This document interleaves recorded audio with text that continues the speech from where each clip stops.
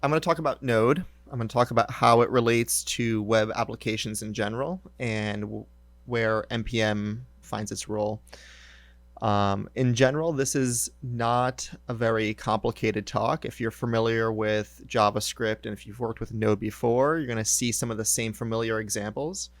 I'm going to try and explain some of the concepts that I think are overlooked generally when people talk about Node.js.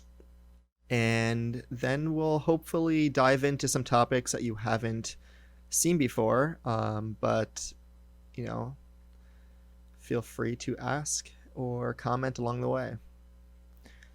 I'm John Wexler. I'm the author of Get Programming with Node.js. That was published last year. Currently, I'm a senior software engineer at Bloomberg. And a little note about this book. This book, I know that Manning has a few Node books. This one's taking Node from a different perspective, mainly trying to build individual steps along the way throughout the book towards a kind of more complex, big application. So if you've seen different Node tutorials and you feel like all the resources you need to learn Node.js are online, that is true, but they're not always organized. And sometimes you might find that you're kind of going all over the place with getting the resources you need to build and complete your app.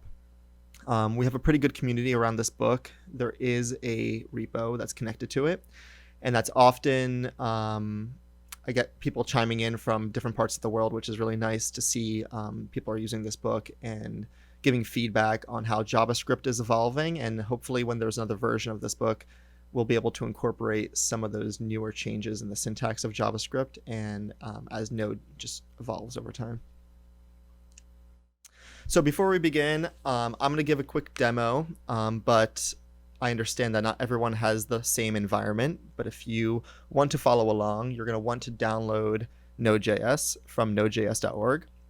Also, it'll be helpful to have a text editor available. In this session, I'm going to be using VS Code, but really you can use any text editor and just one that you'll be able to run the code locally on your command line. And lastly, we're going to publish an NPM package. So this might have been good to do ahead of time, but again, you can watch this video later and follow along. We're going to publish a package to NPM to then be used later in another Node project. So there is going to be JavaScript. If you're new to JavaScript, then do your best to follow along, but then again, ask questions and I'll try to answer them in the chat. So what we'll cover. I'll go into a brief background on Node.js. I know this has been done and overdone, but hopefully this will also clarify some questions about the Node event loop. I'll talk about the what's new with Node.js. There is generally a 6-month turnaround time when Node comes out with a new version, which also includes updates to JavaScript and ECMAScript in general. We're going to look at what a basic web server looks like. We'll talk a little bit about the ins and outs of NPM and lead from there into publishing our own package. And then we'll discuss Node frameworks, specifically Express.js, and we'll end with a few notes on best practices. I have the link here at the top to follow along with the code, and I also posted those in the chat. So Node.js briefly, what are we talking about? This has been around for about a decade now. When Node was first created, it was trying to solve a few problems, but namely, one problem was that people were using web servers similar, like Apache web server, which was designed to receive requests across the internet for web pages. But the design in Apache is to allocate computer memory threads for every worker that receives a request. And in general, this works, and for smaller applications, this isn't a problem. But as you get increased traffic to your website, you actually need to allocate more web workers and more computer threads to handle each request. Now, that alone is not a very big problem. But when you're dealing with requests for input-output I/O with your system that are larger tasks like uploading a large video, streaming content, or something that might take a long time, that usually means that each of these threads that are being used to to handle that task will be taking a long time. And so what that's called is that they're blocking, and you cannot use that thread to do anything else while you're waiting. And so as a result, with more scale on your application, you're actually using more resources, and it's not very practical for handling a lot of tasks. So Node came around and demonstrated this event loop, which is one thread, a single thread event loop. And what that means is that even though you're still able to upload videos and handle big CPU intensive tasks, the event loop itself, the actual Node program, is not going to be doing that.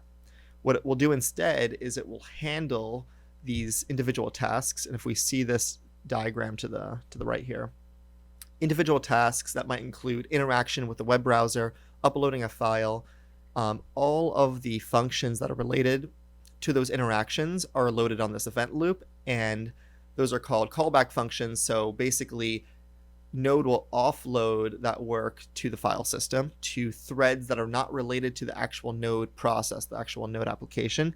And when those complete, it will come back to the actual Node app and say, we're done. But meanwhile, Node continues to run. And as a result, it's not blocked. It can continue to handle requests. And it's ideal for things like chat systems, streaming video, and tasks that are pretty rapid and can process large tasks in the background.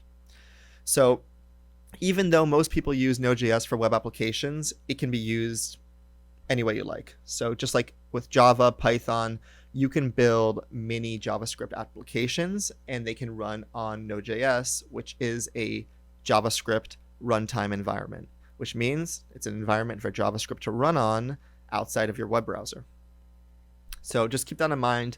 If you're building an application to decrypt passwords and you're writing all that code in your Node app, you're probably blocking other tasks from executing. But in general, that's what makes Node ideal for web applications, because you can handle the request coming into your web server. So a brief look at what's new with Node.js and where we're coming from. So as I mentioned before, we're looking at about a decade of changes. And as a result, some of the newest changes are fairly recent, even just 5 years old. And because Node.js is so tightly tied to JavaScript, Node also depends on ECMAScript. ECMAScript is the standard for JavaScript, so you'll see the syntax ES6, ES7. All these numbers represent changes and updates to the JavaScript language. And one example of that is ES6, which was introduced to Node in 2015, which allowed people writing JavaScript within the Node environment to use classes, arrow functions, destructuring, a lot of syntax that we might use in our everyday JavaScript on the browser. You have to keep in mind that with every Node update, it's trying to keep up with how JavaScript is changing on its own as a language. They're not that tightly coupled because there is an independent team working on Node that doesn't have all the insight into what JavaScript is doing. You'll notice also that NPM comes packaged with Node, and so over time we see upgrades not just to Node, which runs on Google Chrome's V8 engine, but we also see upgrades to the NPM library as well. So we'll see a few other changes in the past couple years. Promises the async await syntax for handling asynchronous function calls. So what we're expecting this year is a change for NPM to get NPM 7. Overall, a lot of the changes that we've seen in the last year or so are not super groundbreaking, or at least noticeable for people who are just getting started with Node.js. But there is a lot of cleanup going on, and for a new tool, a new environment, it has a lot to offer, and it's actually the fastest growing runtime available. And a lot of the frameworks and packages associated with Node are the fastest growing and the most downloaded on GitHub right now. So let's take a quick look at how Node works. So assuming you've downloaded Node.js, and we can click here to look into nodejs.org, and you'll notice that the latest version that's supported, long-term support version, is 14.15.1. but there is a current version that is fairly stable, but it's not recommended to use until if you have a working project, you might want to make sure that it's compatible with the latest version. But we're at version 14.15 now. And this is a good thing to keep up with in case there are breaking changes in the future. But on your browser, the download page should detect your operating system, and there are different ways to install Node for Mac, Windows, and Linux. And once you have that installed, you should be able to access Node on your computer. So anywhere on your terminal, I'm using iterm2 here, but you can type in node-v and you'll see your version running locally. And as a result, we can now access the Node REPL. That's REPL for read eval print loop. And we can do that by just entering Node. And now we get this prompt where we can actually type any type of JavaScript. So we can do some basic arithmetic and console log some statement. Great. So we see the results here. This is a nice little sandbox for practicing some JavaScript and even testing out code and modules that you later write. So we can exit out of that. And I've created a little folder here for us to work in. First thing I'll do is open this in VS Code. And you'll see we have our few little folders here. And I'm going to jump into the simple log folder. And just as a convention, we're going to use index.js as our entry point for writing our JavaScript code. So just like before, I can write a log message here,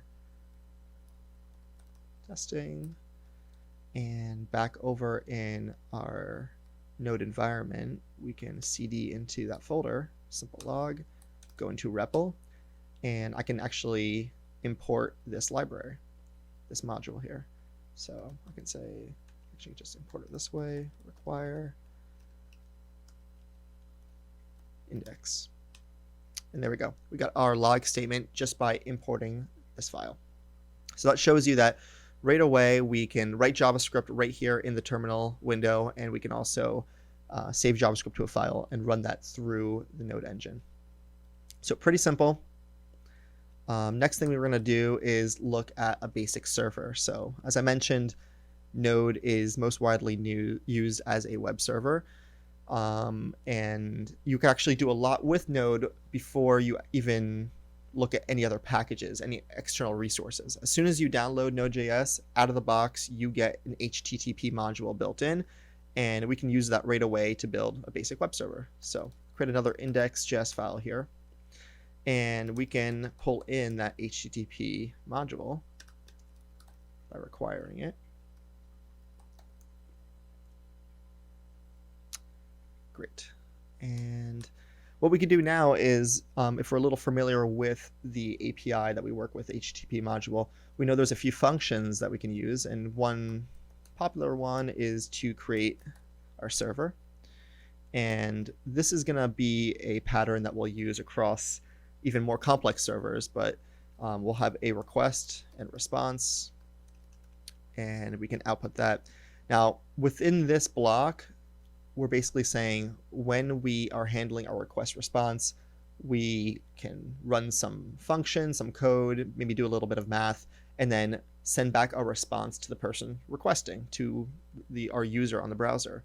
So in this case, a simple example of that you'll see online is to write back some plain text. So I say, hello there, and then we can end that request.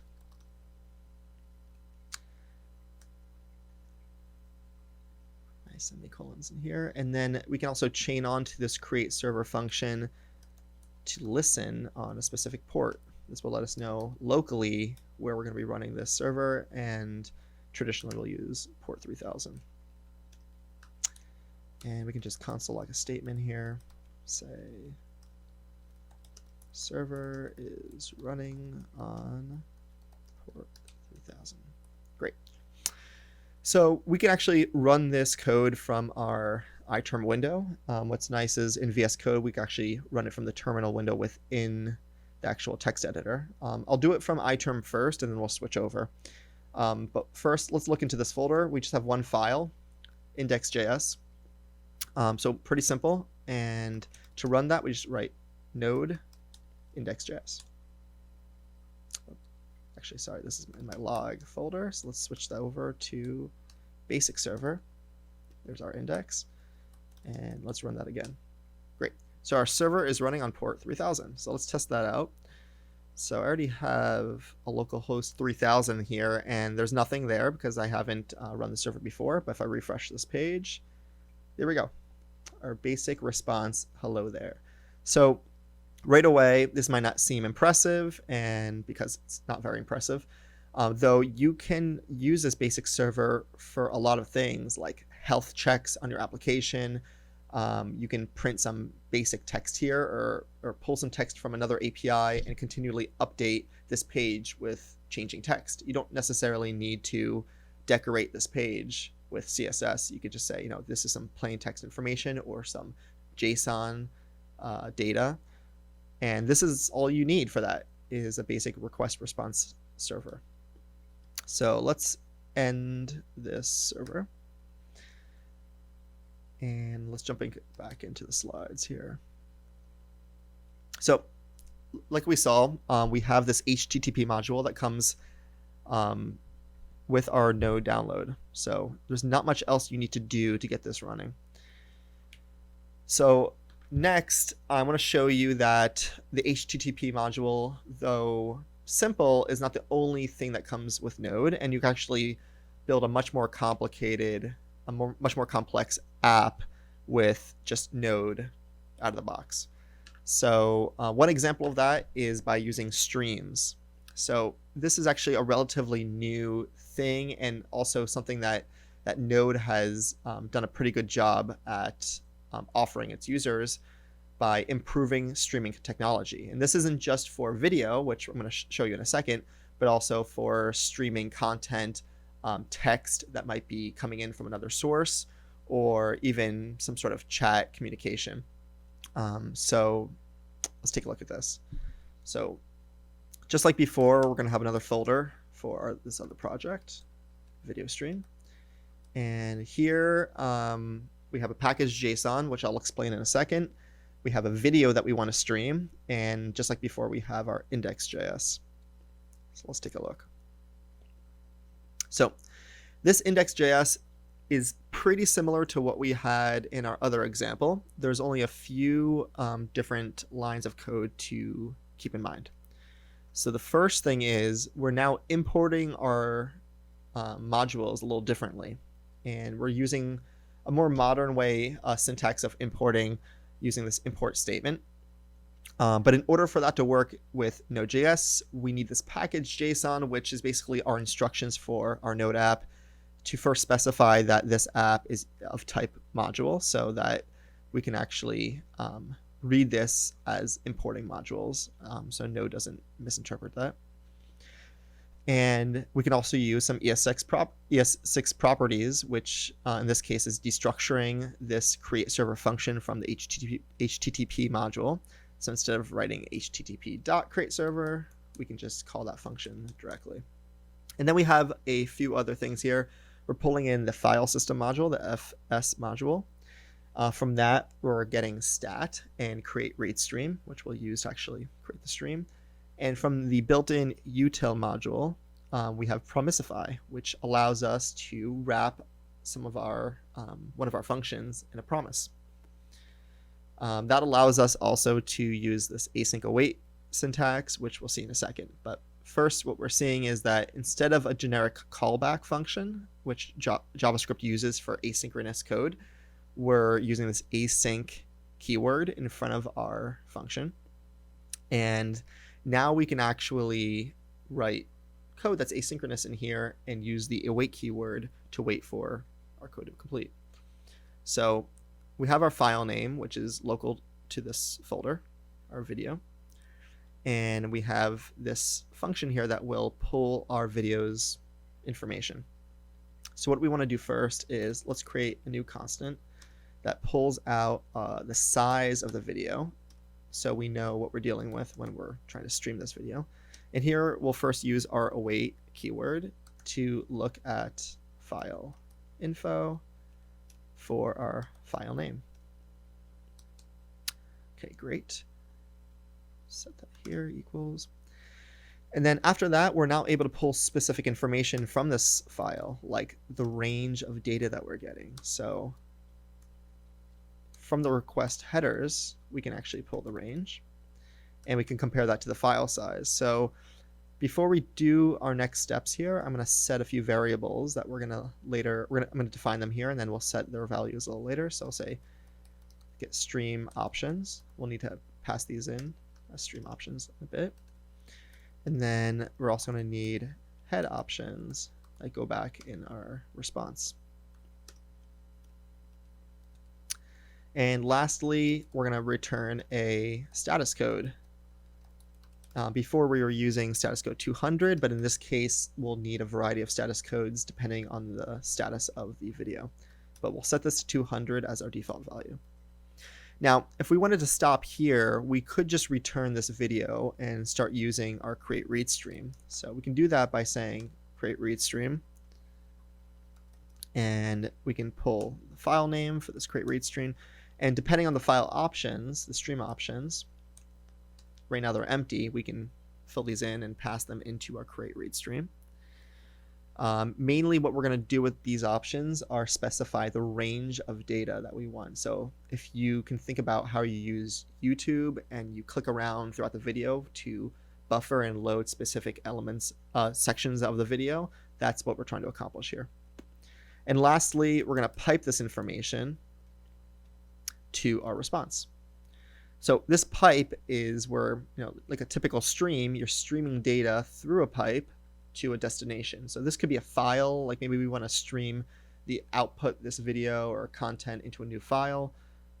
In this case, we want to output it to the browser, to the requesting user.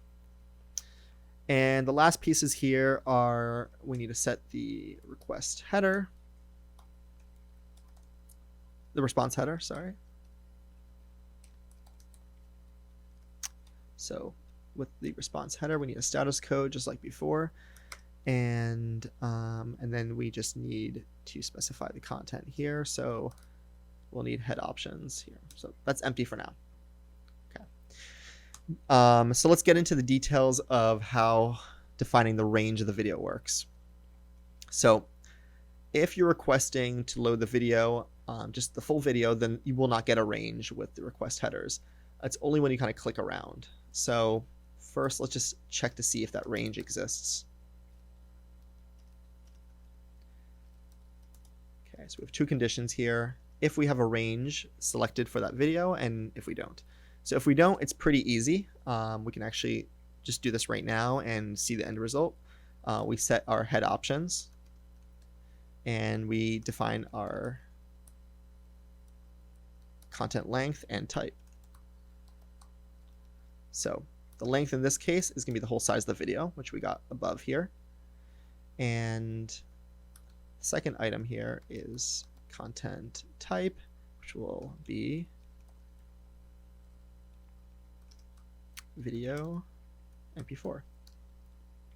Okay. So for now, I'll just console log a statement saying nothing yet. And then otherwise we define the head options here, and we'll return that video. So let's test that out. So this time I'm going to run this code from within the terminal of VS Code.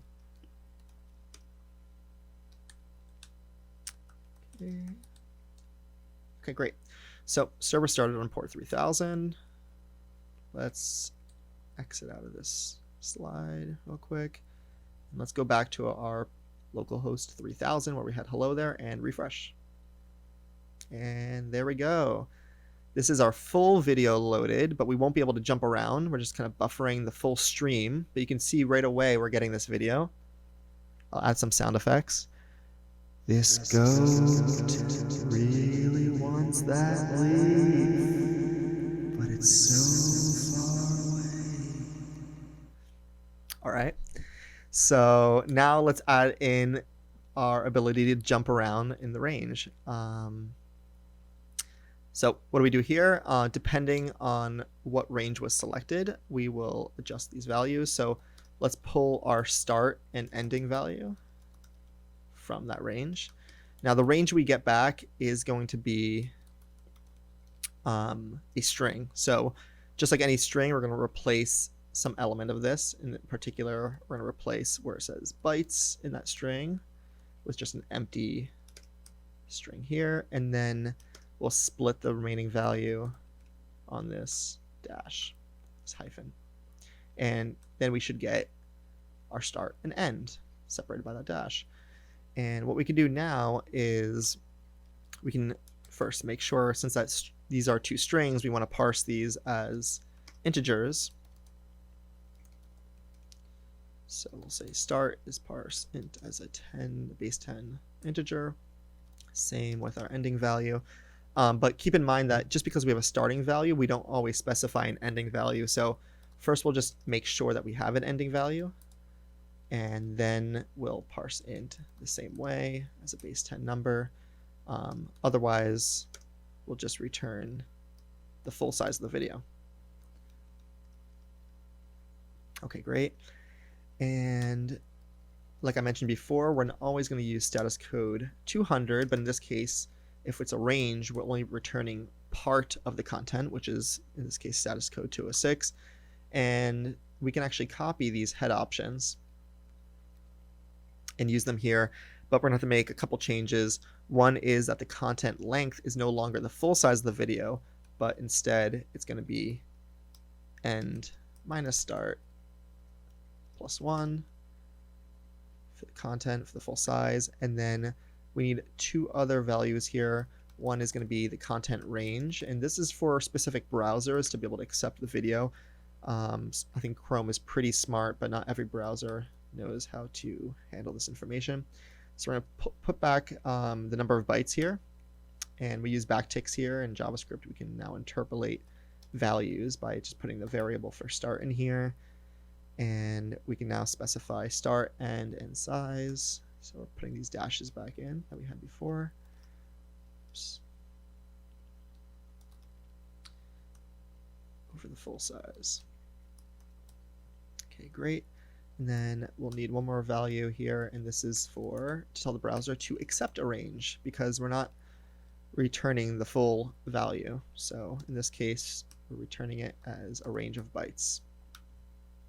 All right, so I think we have everything we need. Last piece here is that our stream options are empty, but in the case of requesting specific ranges, we want to tell our create read stream to actually only offer us a section of video. So we'll update our stream options to now give us start and end values. Okay, great. So with a Node server, now that we've already started it, we're going to have to restart it manually. One way around that is to use a package, and I have that in the slides here, and this will kind of get us into our NPM packages. But the package nodemon allows us to pay attention to changes we make in our code and automatically restart our server without having to manually restart. So instead of quitting that server and running node index again, we can just write nodemon. So to install that, we can run npm install nodemon, and we want to run that globally with this -g flag, because we want to be able to use this nodemon keyword across all of our environments on our computer. So this will install nodemon for us. And depending on your environment and how you have Node set up, you might need to run the sudo command, which you can see here, permission denied, because it's using my local version of Node. Whereas on iTerm, I shouldn't have that problem, to npm install nodemon -g. Hopefully we don't have the same issue here. Oh, missing access. Well, luckily for me, I already have it installed, but this looks like a permissioning issue, which is could be avoided with our sudo command.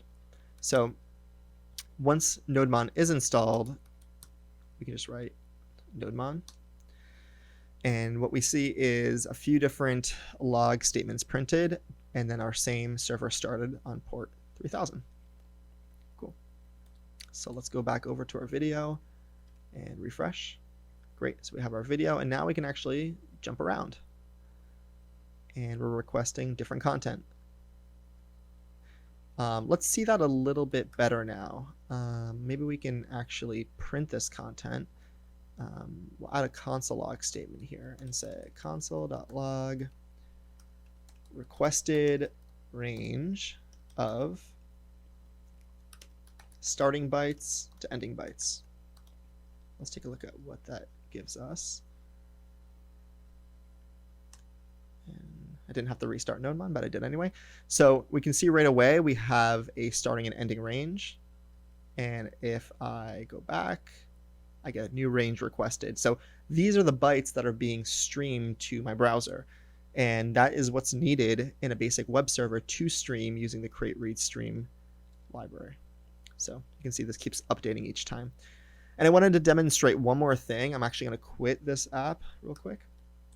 I wanted to show you how in Activity Monitor, we can actually filter on node processes. So I have these two running, and they might be related to the actual text editor or some other node application.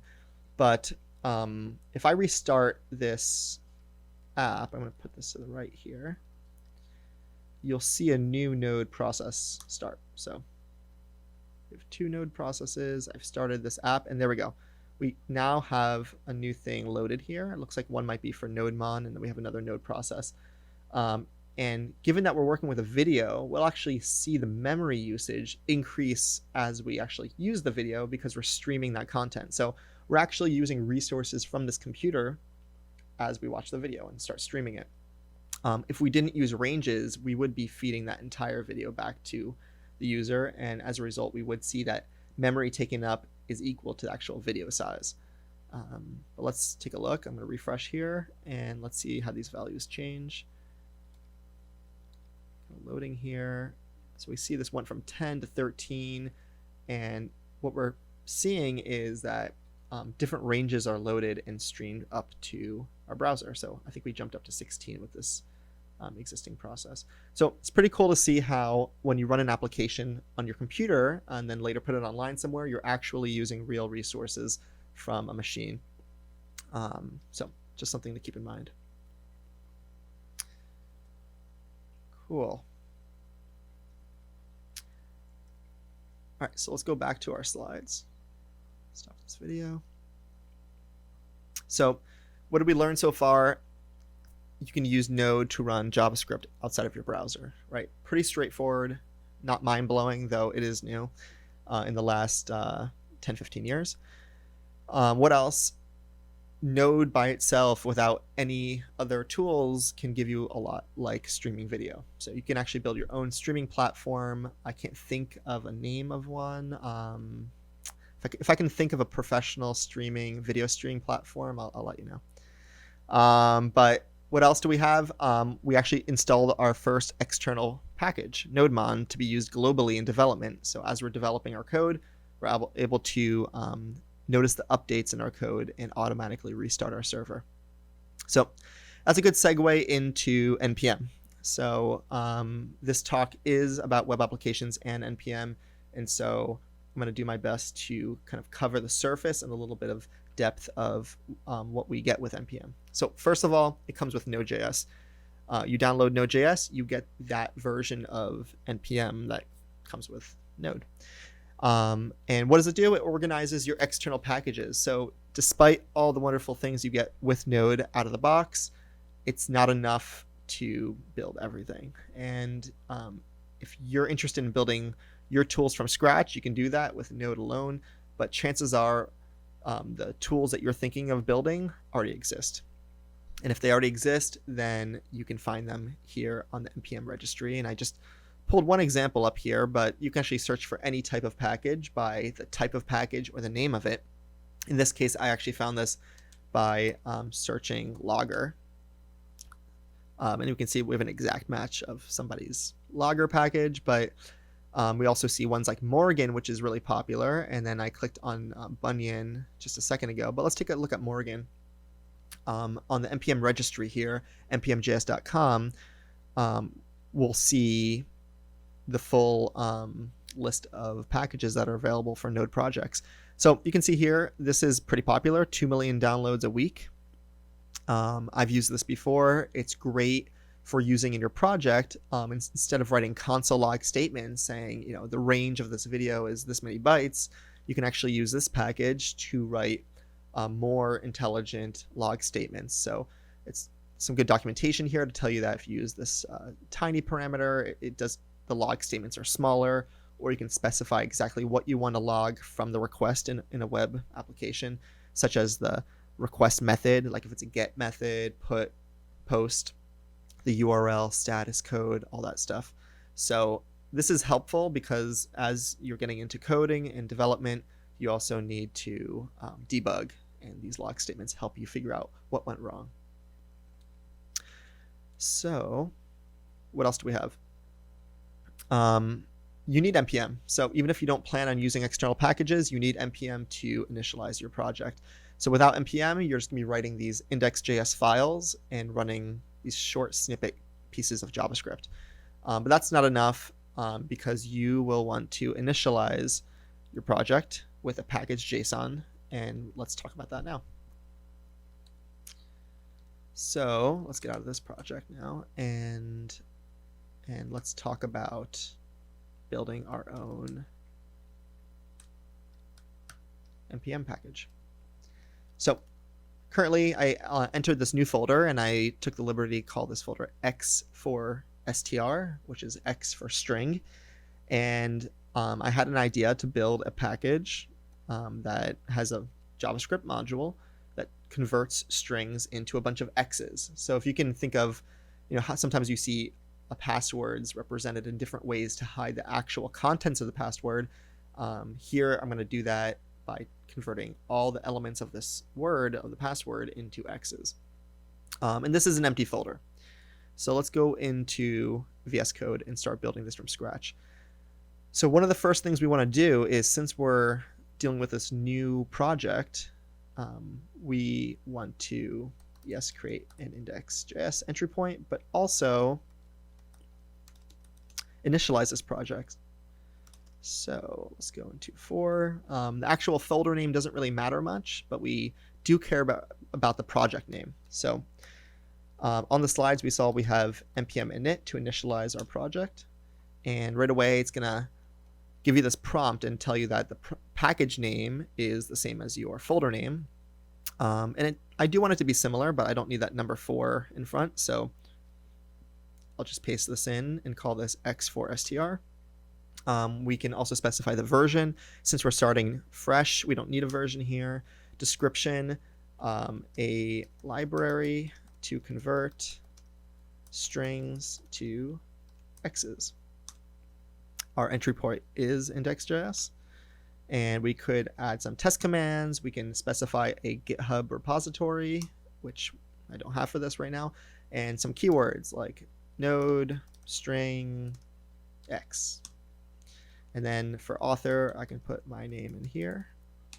And license, I can use the default license, but you can also specify other licenses like MIT license, or if you have a proprietary code that you don't want to give out, you can do that as well. So in the end, it's going to print out this JSON object and say, does this look okay? These are mostly default options, and that's okay. So I'll hit enter, and we're done here. And what we get is in this folder for_x_for_string, we have our index.js, but we also have this newly created, auto-created file called package.json. And this comes with a few things: the name, version, description, our entry point, which is our main property or key. And we have scripts, which are very useful for defining different scripts that you want to run to build your project, run specs, anything at all. You can actually customize those or use specific ones with other projects. In this case, we're not actually going to use this, and so we can actually remove as much as we want from this file. This is just a JSON object, so I'm just going to delete that. We have our keywords, and then author and license. So this is a basic description of what our project offers. So this will be helpful if we put this online and somebody wants to use this project. but in particular, when we do publish this package, NPM registry will need this information. So in our index.js, let's keep this short and export a function for converting strings to X's. Great. So how do we do that? Module dot exports equals, and we can just make it equal to a function, and we'll say, let's see, we get a string. We want to return some representation of that string. So first, let's just make sure this is in fact a string, and we can do that by casting whatever value we get here as a string, creating a new string. Then we want to get the length of that string. And then we want to use the number of characters that we get from this to build a new array. So now we have an array of length equal to the string's length, and we'll fill that array with X's, and then join the contents of that array with an empty string. Cool. So that's pretty much it. I mean, there's a lot of packages that do very simple things, and sometimes when it's simple, it's really useful, and people start to use it. But for now, I'll keep it simple like this. And let's test this out. We can actually test it by going into our REPL environment, the sandbox, click Node, and then just like before, I'm going to require, let's actually set this to something. I'll say const x for string is equal to require our local index file. Great. And then let's create a new string. I'll say string is equal to, maybe I'll make this more interesting. I'll say my password is, so let's say this is my complicated password, and I don't want anyone to see it other than people watching the stream. Oh, can't do that. I didn't wrap it in quotations. Cool. So our password is this complicated hash of some sort, and now we want to test our new x for string, and we'll say our password. There we go. So we converted this hash into a bunch of x's, and we can see that this does in fact work. If I put my name in here, we get 3 x's. So again, maybe not super useful function, but someone might find a use for it. So let's stop there and now try to publish this package. So back in my slides here, I said that at the end, we have npm login and npm publish. These are the 2 commands that you need to publish your package. If you haven't created your npm account yet, then you'll need to do that first, and then you can run the login command. But once you're actually connected, you can just run npm publish. Oh, let's quit our REPL environment and run that again, npm publish. There we go. So it's going to be running this and pushing this up to my account, and we're done. So what do we have at the bottom here? We have x for string version 1.00. Great. So that's it. It's not published. So let's take a look. Let's try and find this. Let's say x for string. Let's go back to where we were looking at the Morgan logging library and search for x for string. And there we go. Our package published a few seconds ago. No downloads. Not super popular, but it's okay. It's only been a few seconds. So that's cool. This is now public. So if you want to use this, you can use this package, x for string. So keep that in mind. Publishing a package is not very difficult, and it's pretty satisfying when you get a package listed on NPM.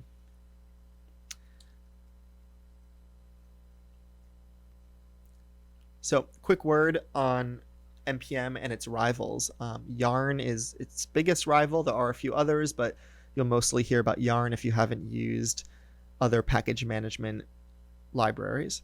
There is a link here that compares the two, but generally keep in mind Yarn was developed by Facebook, and as a result has a lot of Facebook community driven kind of behind it, just like React has.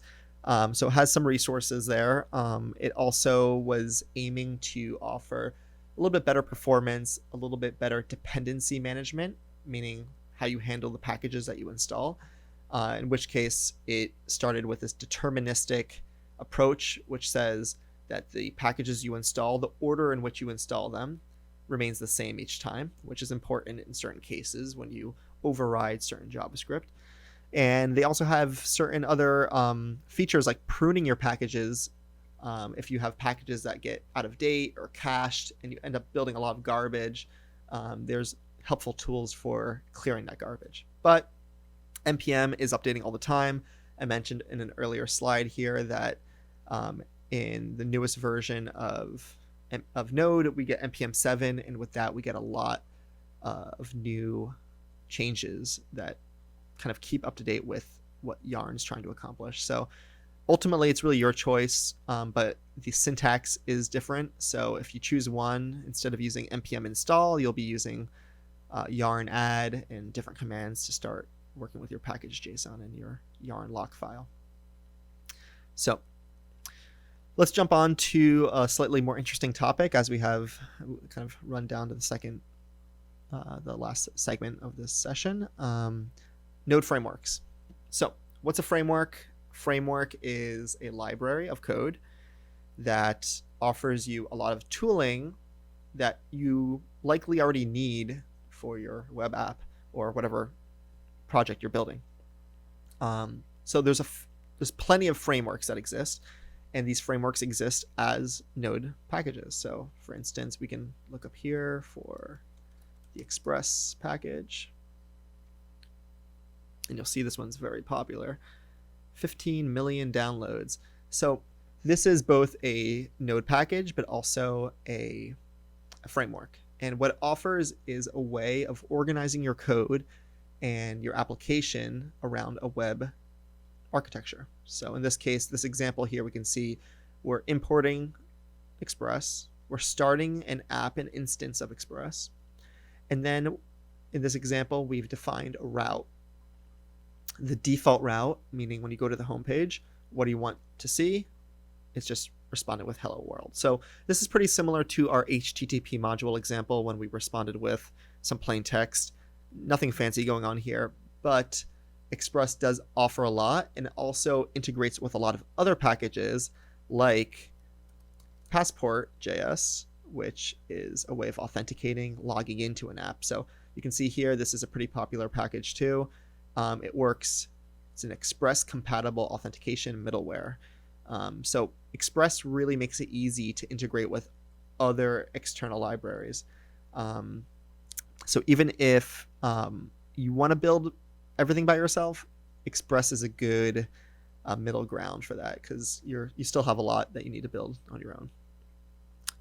So as a result, you can see here, I just created this graph recently. This is just the past 6 months of comparing these frameworks. You can see Express is winning by a lot. It's just the most popular one. And I added Socket.io, which is a framework, but not in the same way that these top 4 are web app frameworks. Socket.io, and I talk about this in my book towards the end, is a way of offering this two-way channel of communication. It's great for streaming services. It's probably used now in Twitch and for chat systems. So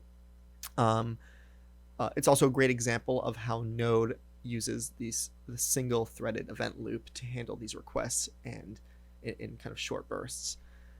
The other shout out I'll give is to Koa, which you can see this little small green line at the bottom has a little bit of space above the next most popular framework. So there are other frameworks that offer more tooling and kind of give you more structure on how to build your app, but in general, most of what you're looking for is found in Express. So as a result, we'll build a quick web application in Express. So as the most popular framework, it has an extensive API. So let's click into this real quick. You'll see there's a lot that we can find about the Express instance, how we start our Express application, and all the different options. And there's just a lot of overwhelming content here that you probably don't need for the most part, but it does exist. And again, the community behind this is pretty strong. So the more you get to use Express, just like any tool, the better you'll get. and the more robust your application will be. So what do we want to know when working with Express? So for the most part, if you're building a basic application, maybe a few web pages, it's good to know that Express offers different templating engines. So there's ones like EJS, which is embedding JavaScript into your basic HTML. And then we're going to look at another one called Pug here, which is a totally different way of organizing your markup. There's also some good debugging tips here for how to use Express in VS Code in particular. So let's start with a new Express application. So actually, I'll do this in VS Code. And this will be our last app now. So we have a few things already set up here just to kind of get started.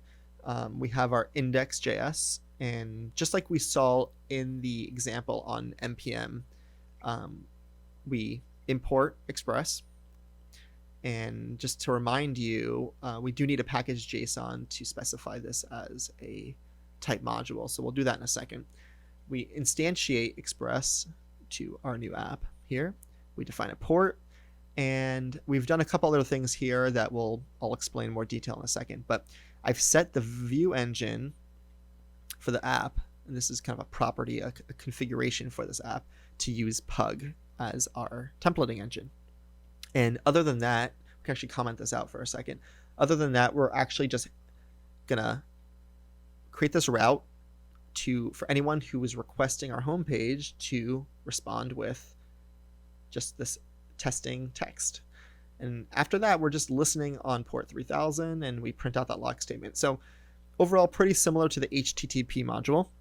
The only difference now is the syntax in which we define a route and have our server listening. So we're no longer using that http.createServer. We're using Express instead. Cool. So let's start this up real quick. So I will go back into this folder, and let's run nodemon here. Of course, it's complaining because we have not yet defined this as type module. So first thing is, let's initialize this. So npm init. And just like before, we do get this prompt, and I don't care so much about the package name now, so I'll just stick with this 5_express app version 1. I'm gonna put a description. Entry point is still index.js, and at the end, I'll just put my name for author and the basic license. Okay, great. So now we have this new package JSON, and I'll add one more thing in here. Again, we can edit this as we like, and I'll say this is type module. And now we shouldn't get an issue with that import statement. And let's just run nodemon again, and we do get an issue. And what is it? Oh, of course, we're trying to import Express, but we don't have it yet. So now we're getting into territory of where NPM is really useful. We no longer are using the modules that come built in with Node.js. Now we're using external modules, so we need to install those. Just like before, we use npm install for nodemon. Now we're going to install Express, but instead of the -g tag, we're going to install it without that, which means we're going to install it as a dependency for this project. So let's run this. Cool. And what did we get? So I ran that. Actually, I should have not cleared that. Let's see if we can get that message again.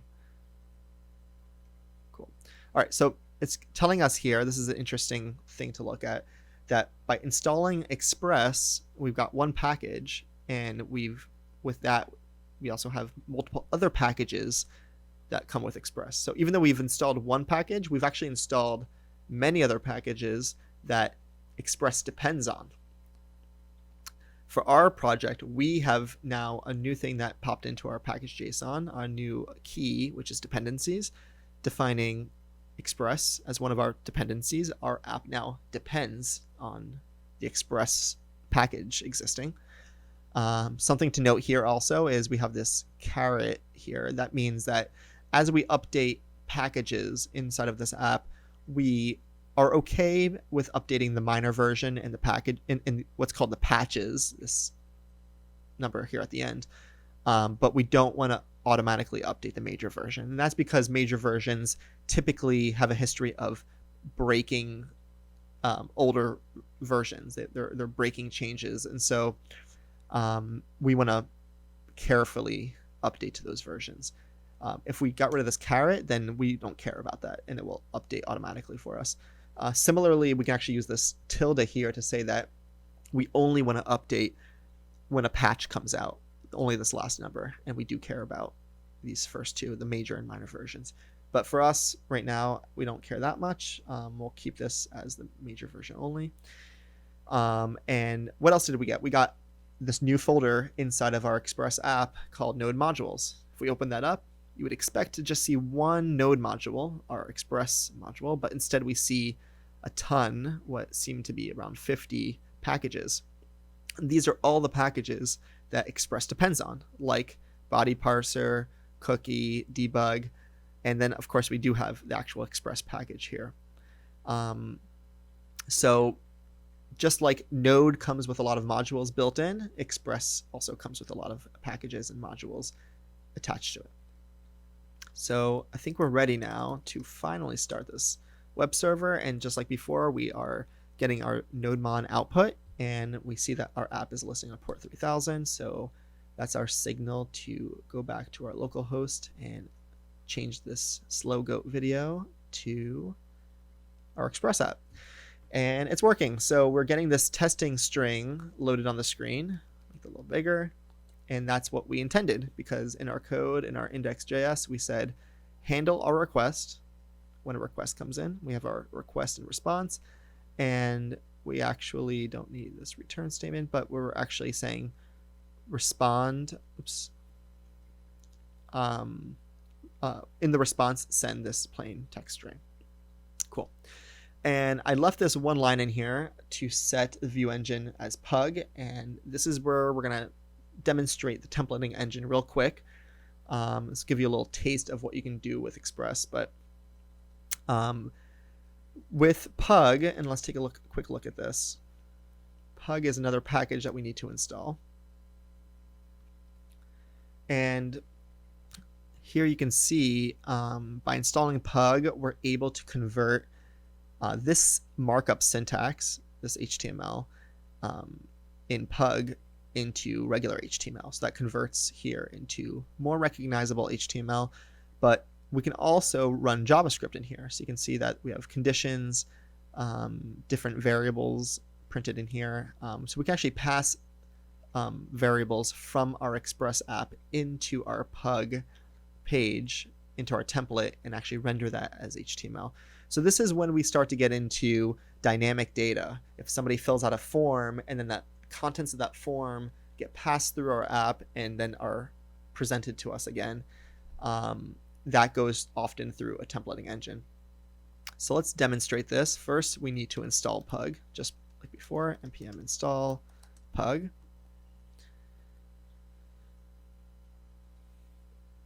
Cool. And something that's pretty interesting about Pug is that Pug doesn't need to be attached to Express. So now that we have Pug installed, we can actually require Pug first. Actually, let's import Pug.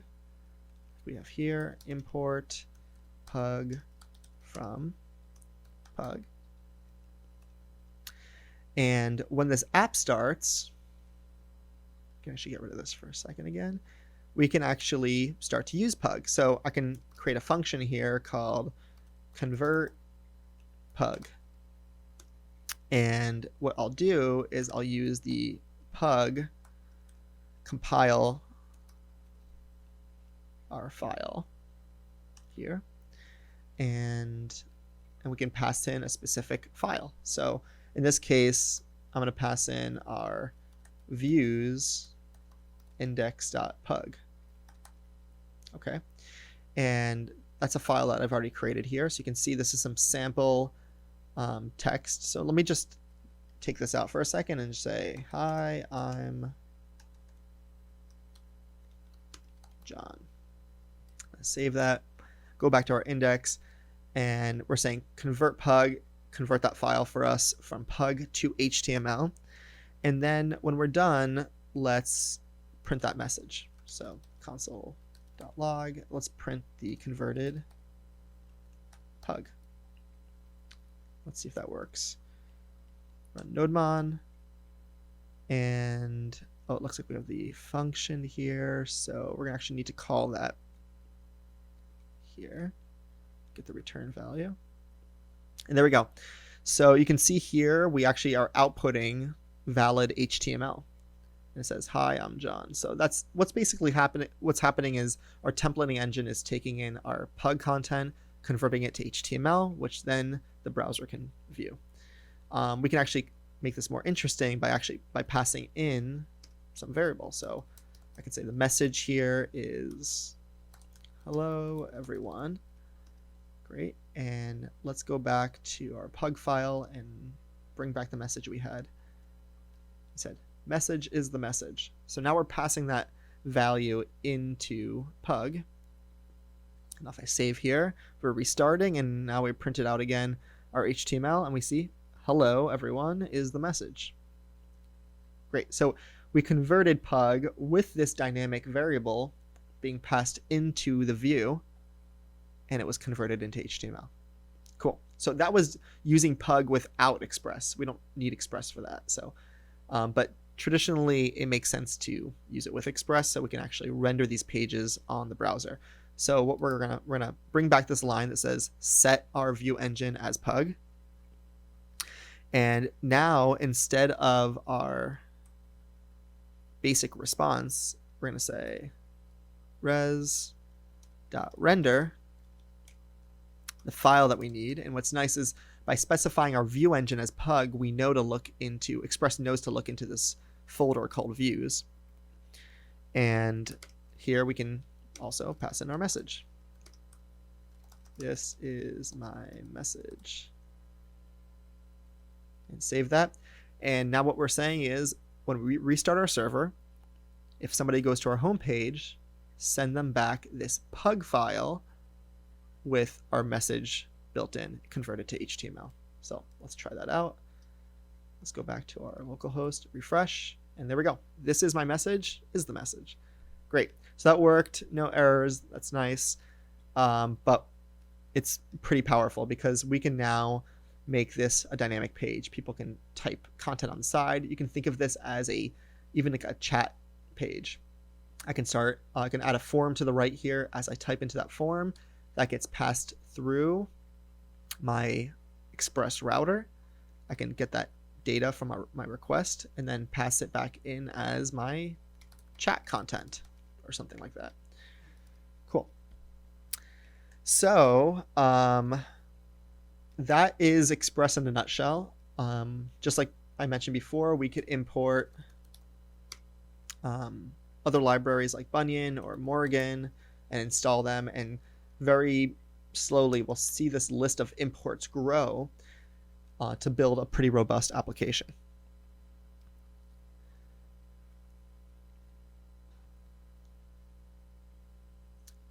So things to keep in mind: Express is only as powerful as the other packages and middleware that you use. Middleware is a term that basically says it sits between different logic of your Express application. As someone makes a request into your web server, middleware can then process that request in some way.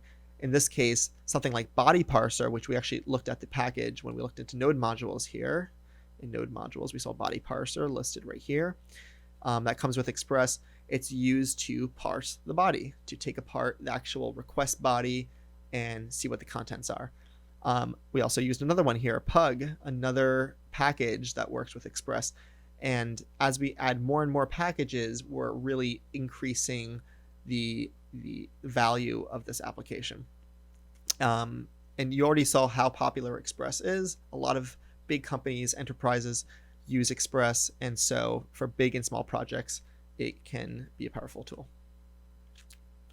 And the last thing I want to end on here is an interesting GitHub repo on Node best practices. I've actually was going to put a few more slides in here about design patterns, how to start thinking about using JavaScript classes, and ideas like reusing a an instance of a class throughout a Node project, so you're not actually recaching or reusing or reinstantiating classes and kind of building up the size of the JavaScript variables that you're using.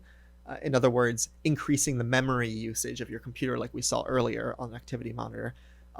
If you can think of best practices and better ways to design your code, then you will basically be using Node more efficiently. It'll be fast and be able to handle requests the way it's intended to.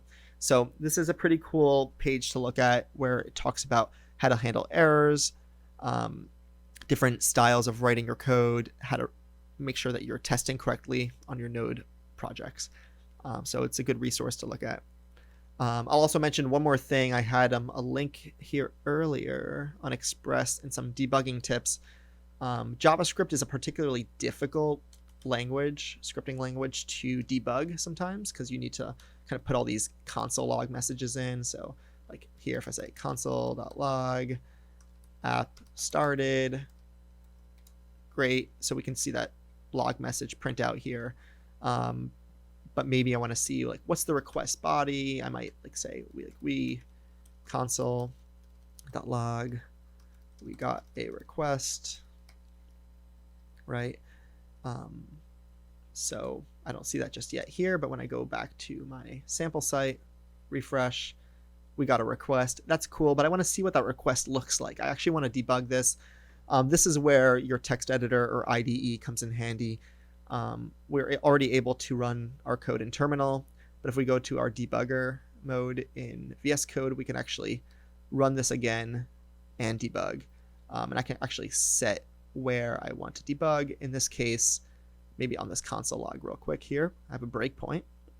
And traditionally, you can't really break on asynchronous code so easily, but these are good tools for running your application. So it's asking me VS Code, what kind of project is this? So it's a Node project.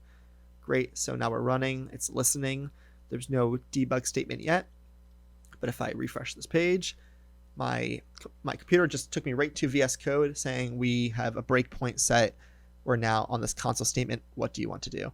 So I can now type down here. It's kind of hard to see, but this prompt here at the bottom, I can actually start to type in request. So I have REQ for request, and it's already telling me that there is properties I can access, like the base URL. So let's try that. If I want to see what's the base URL, it's just empty, right? But I can actually access other elements of this request, and we have the client, complete, the headers. Let's see what the headers look like.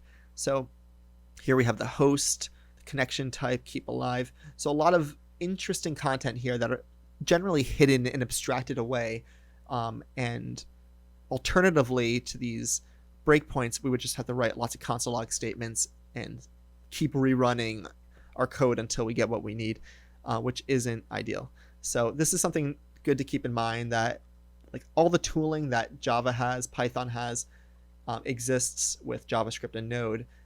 It's what makes Node and JavaScript so popular and so increasingly trending, is because more and more projects and packages are available to help you with tooling to compete with Java, C++, Python.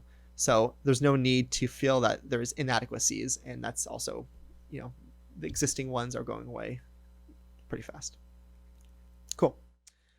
So that is the end of this session. I'll do another shout out, plug for the book, Get Programming with Node.js. It's actually translated to Japanese and Korean too, so I do see a lot of people around the world accessing this book. They access the code repo that's connected to this book and have chimed in about updates to JavaScript. I mentioned JavaScript is updated pretty frequently, at least every year, and Node updates every 6 months. So, we need to update contents of the book, and it's an ongoing conversation. So if you want to be a part of that conversation, I recommend checking out Get Programming with Node.js. Also, I was commenting here in the chat under the alias Node Dojo, which is another project that I'm working on to help bring more support and content related to Node to you. This site will have tutorials, different ways of interacting with JavaScript and kind of practice problems, as well as articles, up-to-date content about Node and JavaScript. So if you want to find more information, reach out to me. Check out Node Dojo. The actual site will launch soon. And other than that, thanks for checking in. I'm John Wexler, and I will hopefully hear from you and do another stream in the future. Thanks.